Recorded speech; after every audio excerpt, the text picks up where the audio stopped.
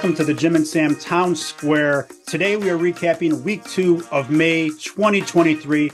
I'm Scott King. Jim and Sam fans know me from the Forbes articles I wrote about the guys, and I'm joined, as always, by multi-Emmy award-winning producer Chris Cangilla. Chris, we always start by saying it's a great week of Jim and Sam that we're recapping, especially great this week because the boys, these two boys, we got a little rub, as Sam would say. We got a great shout out from the guys on the show. What did you make of it and how surprised were you?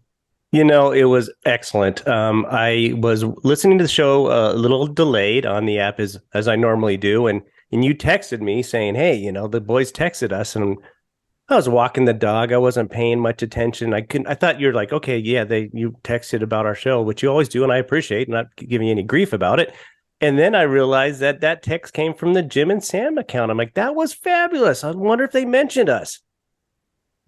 Turns out they sure and heck did. And I'll tell you, it was so fun to listen to them talk about us.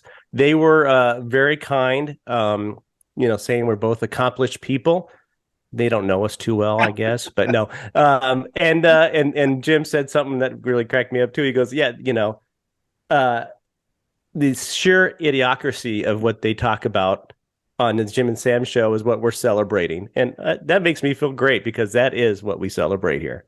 100%. Sam said it was a very professional show. We do a great job. And you're right, because usually, well, first of all, I just saw the tweet and I go, because we got a couple of likes from guys on the show.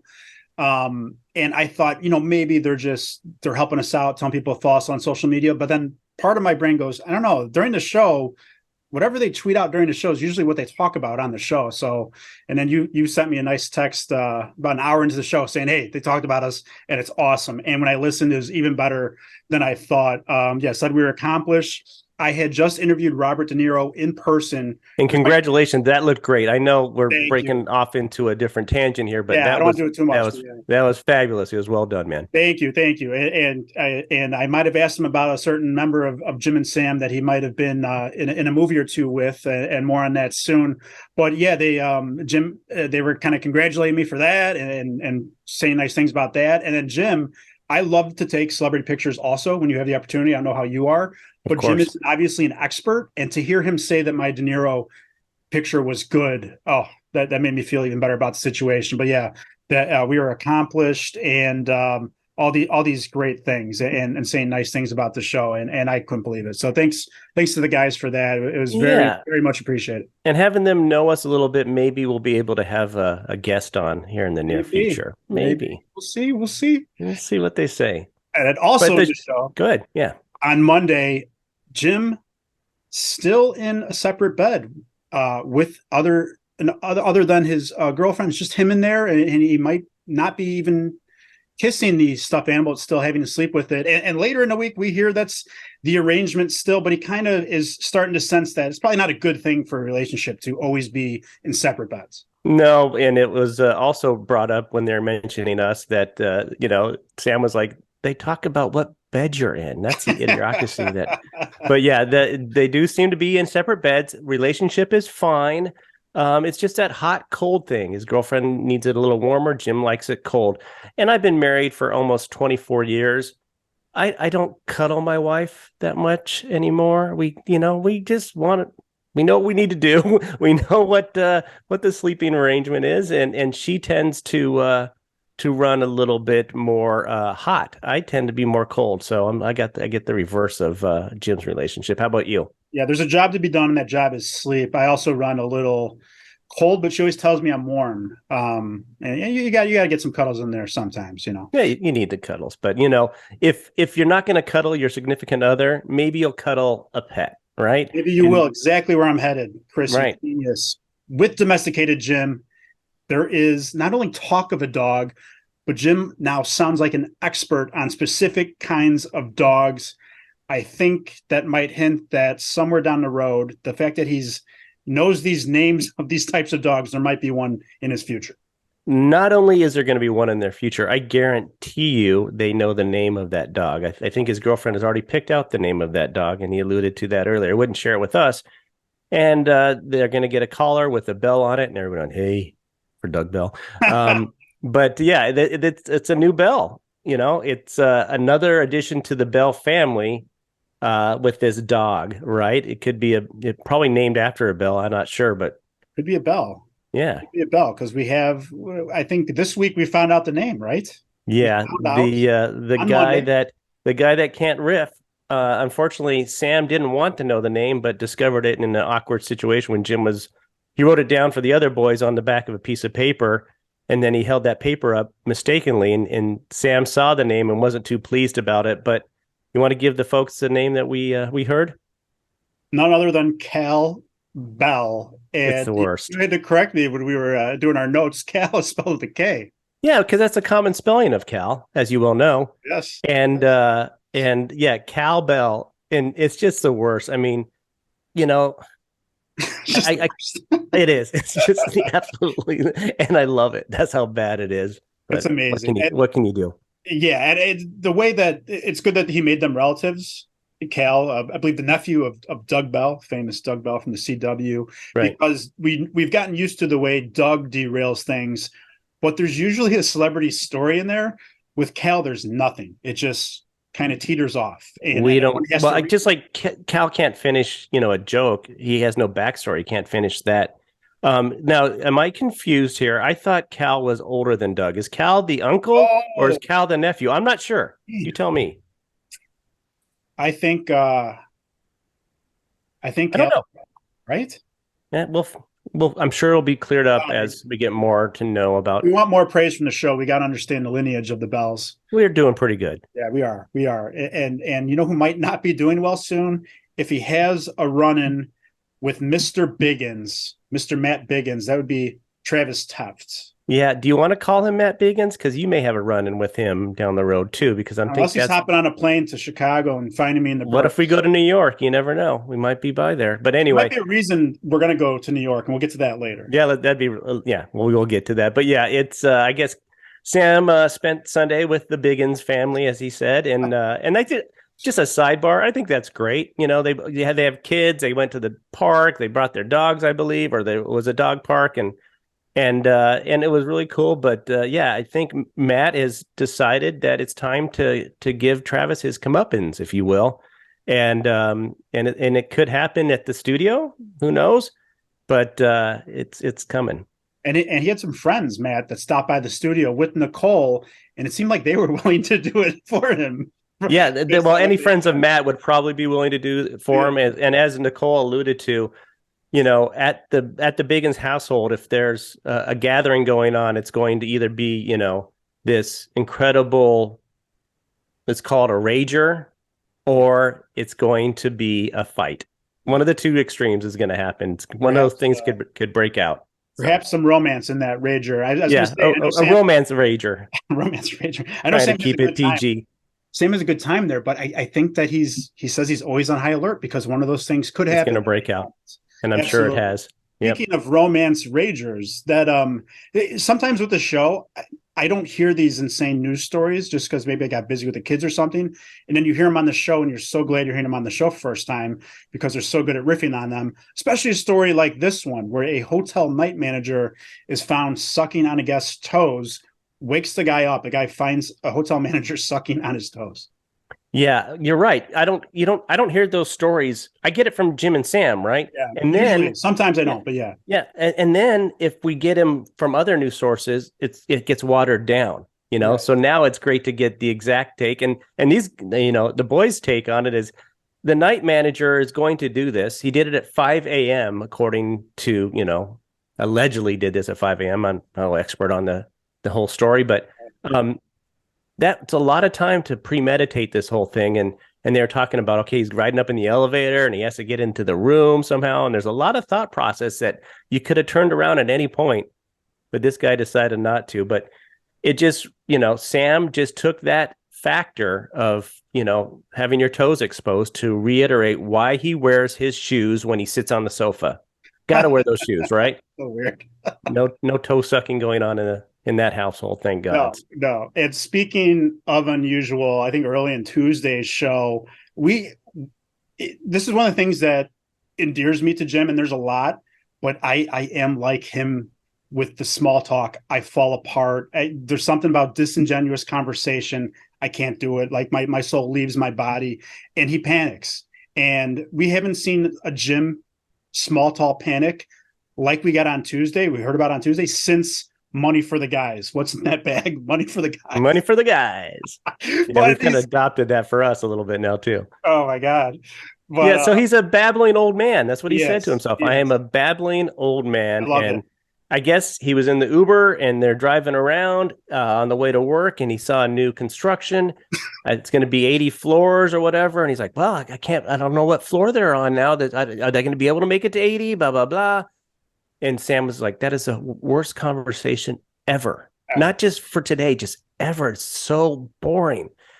And he's gotten in trouble with his girlfriend for also having stupid and redundant and not letting things go in those conversations. But yeah, Jim is, I do the same thing. You ask my family and they'll back me up on that. Yeah, it happens. There's just something about forced conversation and not like having something. It just makes you panic. But my favorite part of that whole exchange was that not only did he say they're a long way from 80, he stuck his head out the window. He was pretending so hard to be interested or engaged in this. Yeah, it's nuts. And then, of course, that kind of led to them talking about from Uber into the terrestrial radio. Yep. And the old bits done there. And you might recall, this goes back to, I think a caller called in and said, Sam, you're the king of Jocktober. What have you, riffed on? And then they started talking about the War of Roses, which is one of those bits that is done throughout the country. And then Carmen calling, another bit. And they played a couple of these things, and they're just the worst. And unfortunately, I have some acquaintances that think they're the most funny thing in the world. They're like, did you guys hear on this terrestrial radio station that they did this? And then they're going through the whole call. I'm like, it's fake. It's not real. It's frustrating because I'm no expert, but I've been listening to Jim and Sam and Opie and Anthony for so many years. I've heard all of them. It is night and day from terrestrial radio. My wife had on in the car today, and it's still rough. It's not always as bad as Carmen. And look, I love going back to like Jocktober and the guys watching each other's old stand-up tapes. I love when something's bad and you have Jim and Sam or the other guys in the studio or other comics riffing and just beating up something terribly. Carmen was so bad. I could not listen. I had to fast forward. I could not listen to Carmen. It was bad. And I missed Jocktober.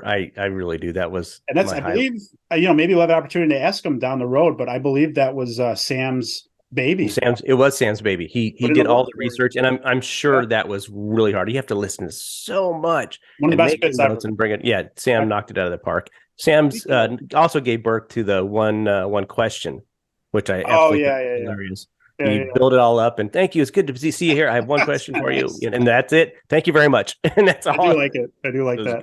It was good. What else I like is something that we can abbreviate as Operation F.A.B. And it's making we don't.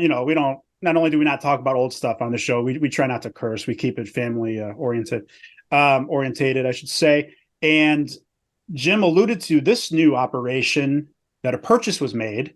And we know from the last couple of weeks that he's kind of dipping himself into some Facebook groups, asking some questions about some products.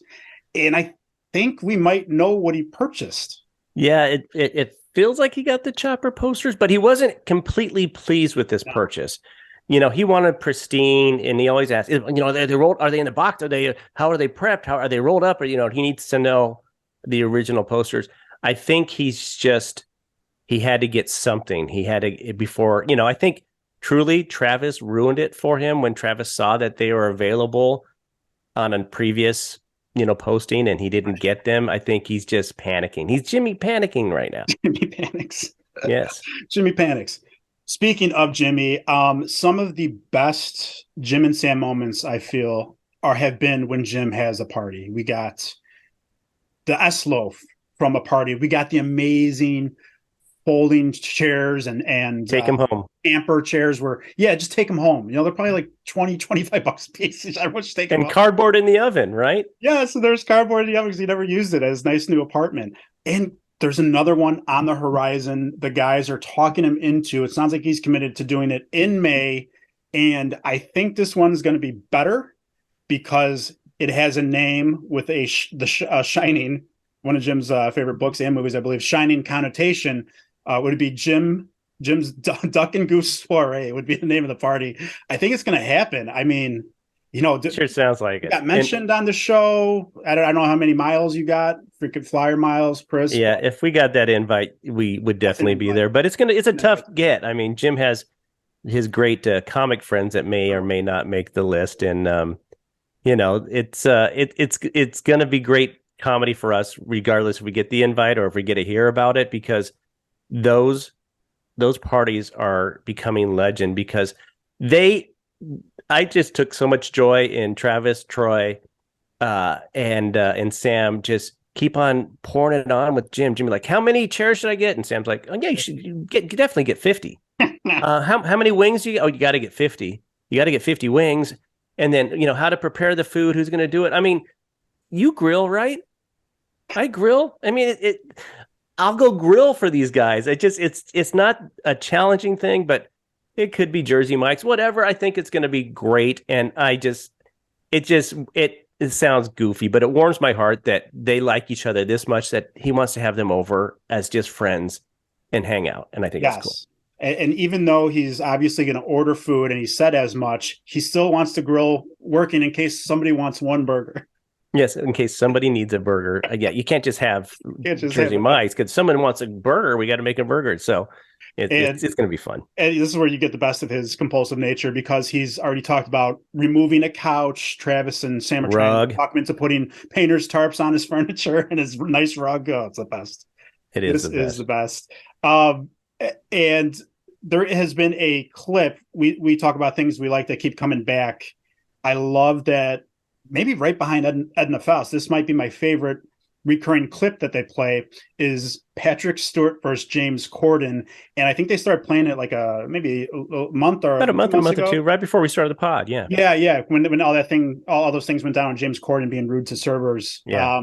But the thing that stands out is I can see your belly. I can see your belly. It's just fun to say belly like that. It is. And I think Sam made a good observation that he made a comment that, James Corden, he didn't smash in that exchange. Like, I think even though Patrick Stewart went on way too long, I think he won that exchange. You think Patrick Stewart did? Yeah, because he was the worst. Do you want one more? They talked about that.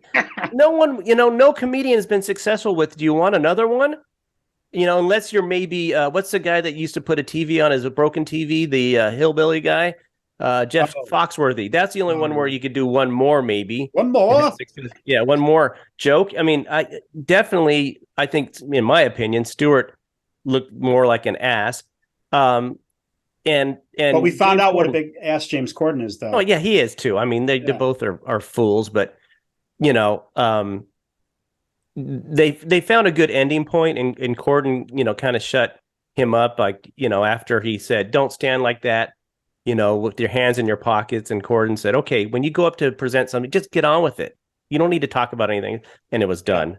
I didn't like his "let's go." He would go, "Let's go," like trying to work up the crowd after everything he said. James Corden could have just said his line. Anyways, both of them were fools. Anyways, something you mentioned before that I remember hearing is that Jim doesn't like Neanderthals. Yeah, it was. This provoked or led to hearing about a caller that has a list of everything Jim hates, and that's actually broken down on YouTube. There's a couple of those clips that Jim hates everything.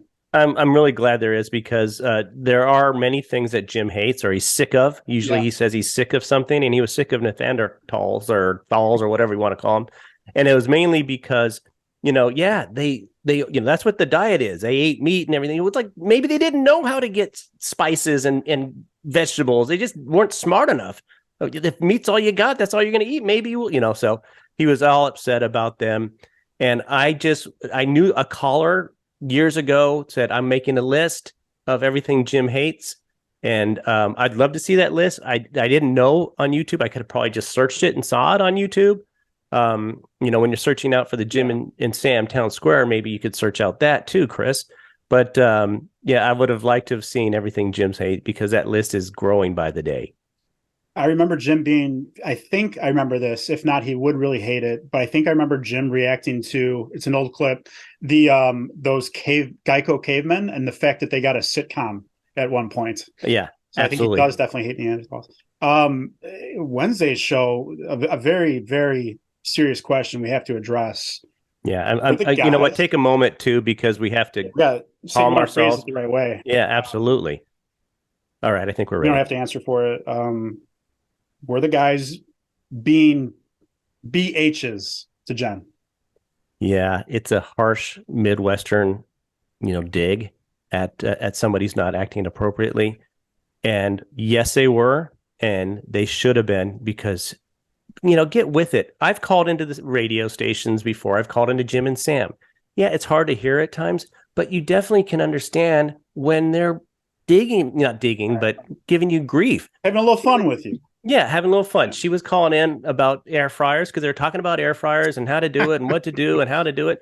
And she was saying, you guys could just Google on air fryers how long to cook something, and they have tons of message. And he's like, what is this Google? I don't, they're just giving her grief. Right. And she just didn't come in. I just wanted to hear almost like, we heard you, almost, when they say that when like someone would call on in the repeat. Yeah, but yeah, they were being little BHs, but I think maybe Jen deserved a little bit of it. But she called back, and they heard Troy arguing with her or talking with her, and like, no, put her back on, let us hear it, because she was upset. So that's when she called back and called them BHs.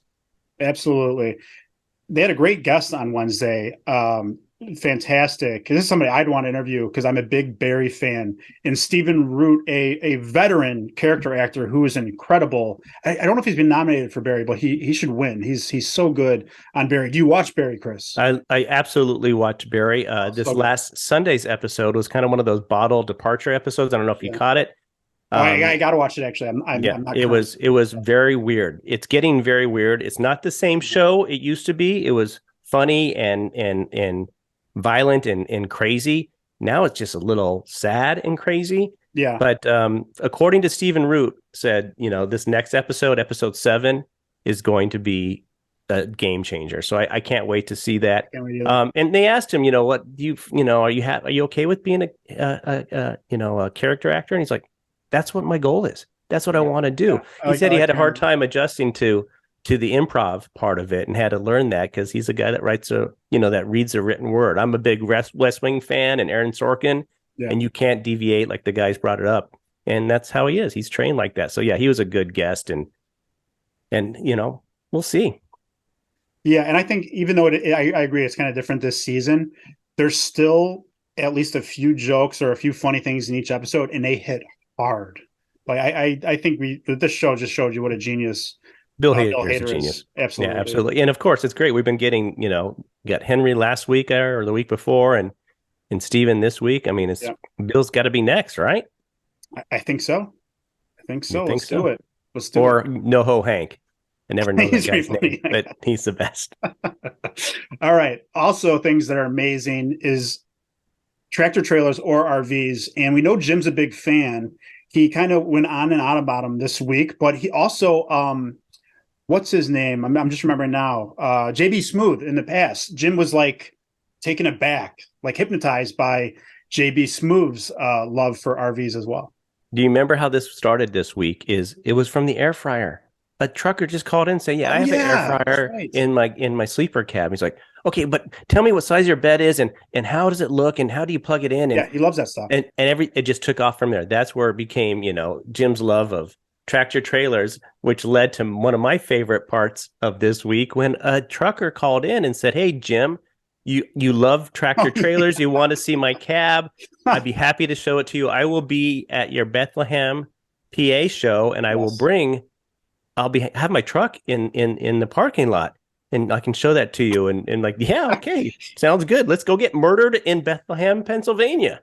You never, if you're a famous comedian, you never want to hear, I'll be at your show and my truck will be in the parking lot. That's not something you want to and hear. You can come in and I'll close the door. And you could later put the lotion on your skin. Yeah, it's not put the lotion in the basket and on your skin, please.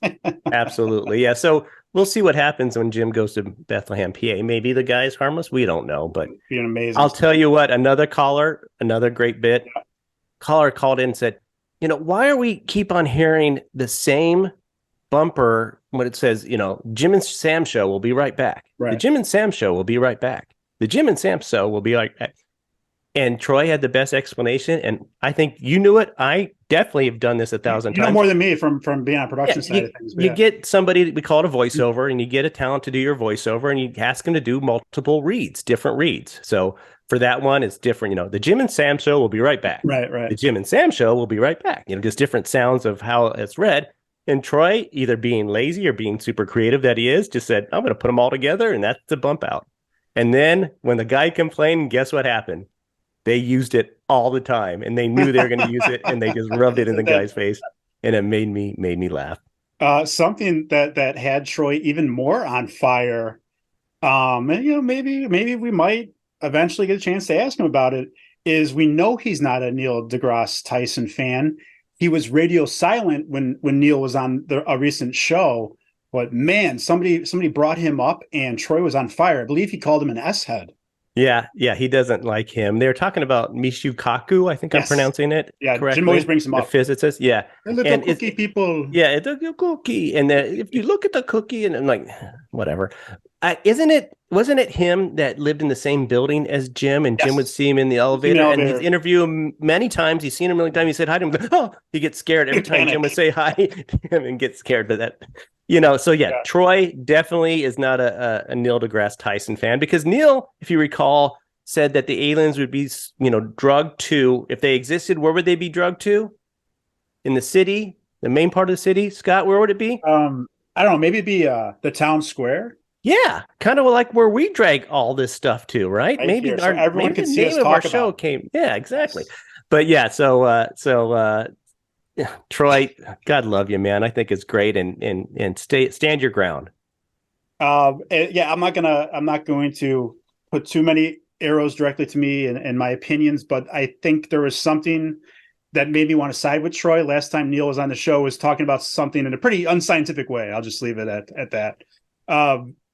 Also, Jim is having new dreams that may or may not involve fellow comedians. Do you remember that? And can you break it down for us? Yeah, he started off the show on Thursday with I had a dream last night, and you're in for it when Jim has a dream, because it's not just like I had a dream, I scored a touchdown in the Super Bowl. Nope, never. It's going to be a Jim thing. Jim and his girlfriend were in some hotel, and Sam Morril and his girlfriend, he didn't know if comic Sam Morril has a girlfriend, but Sam Morril said, hey, man, let's go out to dinner. And Sam couldn't come in to pick him up, and just yelled out to Jim in the window on the first floor of the hotel that he was staying in, because he's staying in the first floor of a hotel always. And that led to them saying it was really cold, and it was in Chicago. So we got blamed for Jim's nightmare, because Chicago is always cold and windy and all those things. So what can you do? Blamed us. Good news is for the guys, the gifts are still coming in. I mean, it's not money for the guys; it's gifts, right? Gifts for the guys. What do you got in there? There's gifts for the guys. Gifts for the guys. I think they're just opening. I'm sure there's been gifts headed there for a while. It sounds like who's the curmudgeon with the gifts? Was it Sam or Troy? I think it was Sam. I'm not exactly sure, but I do have the breakdown of what came in this gift basket. Would you like me to share that with you? Do it. Go for it. Yeah, so it was, I thought it was just one gift when they first opened it up, because Travis was opening up the box and reached in and he found a wrinkle poster, as a guy said, of Big Thunder Mountain Railroad, which is a Disney, extravaganza that everybody loves. And obviously, if it's from Disney, you'd think it's going to be for Travis, and that was going to be it, right? And then they started digging a little deeper. And there was a gift for Jim. And Jim got a letter opener. I'm not sure why, and maybe you have some insight on that. He got a letter opener. He got a map of Florida antiquing. So anytime he's in Florida, he knows where to go for the best antiquing. And also a picture or photo of a working girl from Amsterdam that this gentleman knew. So that seemed appropriate for him. Yeah. Sam got some honky tonk. I guess he's a wrestler. I'm sorry, Sam, I'm not up on WWE, but honky tonk signed trunks. And Troy got this is funny because we were talking about this a couple weeks ago. He got a pocket brass knuckles so he can take care of himself if he's in line with teenagers. Mike got something. Mike Montone got something, but I don't think Mike was in studio this week. Yeah, we didn't hear him much, if not at all. So that's interesting, and we'll definitely keep our eyes and ears peeled on that. Yeah, I hope he's okay, and hope he's okay, and is still going to contribute in the awesome way he always does. Absolutely, but yeah, they got those Disney treats and some food and everything, so they all shared in that.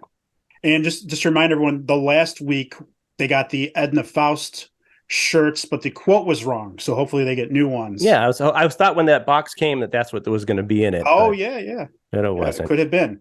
What also could have been on Thursday was Jordan Jensen and Ian Fidance showing from the podcast Bein Ian with Jordan. Jordan. It does really sound like Jordan. The one Jim was on was great. So I might watch more of their show actually, or listen to it. But they were both. Not only were they both late, Jordan was a little late, and then Ian was very late and blamed the train system. But the last time he was lying about the train problem. He did seem to fess up to that. But also this made me think not only are their lives chaos, but they both also seem unhinged. Yeah, they're angry elves, as we'd call them in our family. She's a powder keg ready to explode on any person, usually guided towards men. She's a little more upset with stupid men in her lives, Jordan is. So yeah, they both are, and they should be a couple. Let's just get down to it. Be a couple. You guys like each other. You like the same type of things. You like different type of things. So maybe just be a couple. We're running out of time. So let me get to what do you want to jump to? I want to do a couple of quick hits. Couple quick hits before we get to our guest of the week and our line of the week. Quick hits.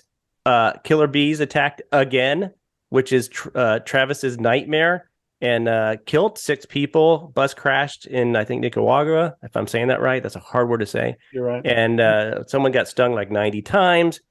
Troy got distracted when talking about Truth Social with Trump, and he was looking that up, or supposed to look it up, and saw Heidi Klum and lost his mind. And of course, we had a callback to the Congressman Hank Johnson, who was a gentleman that thought that a small island would tip over if too much weight was on one side of it, thinking that it was, a pontoon boat instead of something that was anchored to the bedrock. And that tells you everything you need to know about our government here in this country. It does Chris, sound weird. Let's jump to guest of the week. Real quick, we had, correct me, I think it's Raanan, right? He's been on the show before, Raanan Hershberg, comedian. Yes. Jim seems to know him very well. Stephen Root from Barry, character actor, Office Space as well, I should have mentioned before. And Milton. then we had Jordan with Ian on Thursday. I'm going to go to you first. I do know, but who was your guest of the week? Yeah, I really liked all the guests. I always do. It's nice to have it. But our comedian friend, he was talking about, they're talking about the when you get the money. I lost my train of thought here. It's the one where you put in for money for people to help you with. Where are my notes? I'm so sorry, everyone. When you have a gig, or no, like if you're hurt or you're needs workman's help. comp. No, when you ask people for donations online. God, I can't believe we're doing this, my friend. I apologize. No, it's okay. You like crowdfunding thing, right? Yeah. What is it called? Oh, here it is. It is GoFundMe scams. Yeah, GoFundMe. Yeah, that's GoFundMe scams. Yeah, I'm glad we wasted all the time for me to look that up. About 4 seconds. It's all right. And then 1980s Faces of Death videos, which those were popular when I was growing up, and they're completely fake. And then we had Stephen Root, and for me, Stephen Root was wonderful, and he is my guest of the week. How about you? Same exact thing.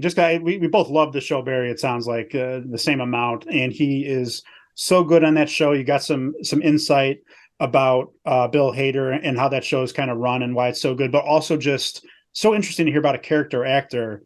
You can make the argument actors are actors, every part's the same, every part's important, but he does really focus on characters that are different, but are kind of the same role in the projects he does. So really cool to hear about his career. Stephen Root, my guest of the week.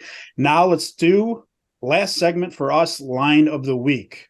What was your line of the week? I usually go first. Why don't you go first, my friend? All right. I'll do it. This was something we talked about earlier with the news story with the night manager waking up a guest by sucking on his toes. For me, Mr. Sammy B. Muffins had the line of the week. They were alluding to or discussing the fact that, look, at that hour, and to do that, the night manager probably was drunk. And then Sam goes, hey, see if his toes smell like alcohol. Exactly. Very quick. All right. I have I can never narrow it down to one. I kind of have to count them down. In third place for me, Jim was talking, and they were talking to a trucker that called in, and the trucker said, told the guys, I've been driving for over 30 years. And Jim said, well, pull over. Stupid. That was great too. I remember. I liked it a lot. And then second place was Travis. And in this one, it kind of escaped getting much fanfare, but they were talking about that Trump and Truth Social, and how many followers Trump has on Truth Social, because he could, move over to Twitter at some point. And and Travis said, Troy, just check your account, as if Troy has the account of a pretty controversial social app. But my winner was, and this one went by with no one laughing either. The guys were talking about when Jim should have his, of course, summer bash that we talked about earlier. Yeah. And they were talking about doing it on Mother's Day. And Travis said, well, I'm free. That was awesome. Just added, right away. Boom. Yeah. Nice. So it was wonderful. So, yeah, I love this show, man. I really It's such a good show. And there's always line of the week. I appreciate that you have a few contestants, because there's so many good lines. And it could be by anybody. It's and they're not usually always funny, but they're the ones like, oh, God. Those great ones, too. They're always meaty. They're meaty. But that does it for us, everybody. Thank you so much for watching and listening, as always. Yeah, absolutely. It's been great. It's great to get recognized by the guys. It's fun to do these podcasts. And it's fun to hopefully meet more and more people in the town square when we do this. And we'll hope to see you there next week. Thanks for watching and listening to the Jim and Sam Town Square. Please remember to like and subscribe and turn on that notification bell, not Doug Bell, so you don't miss an episode. And if you're just listening to the podcast, please leave us a 5-star review. We really appreciate it.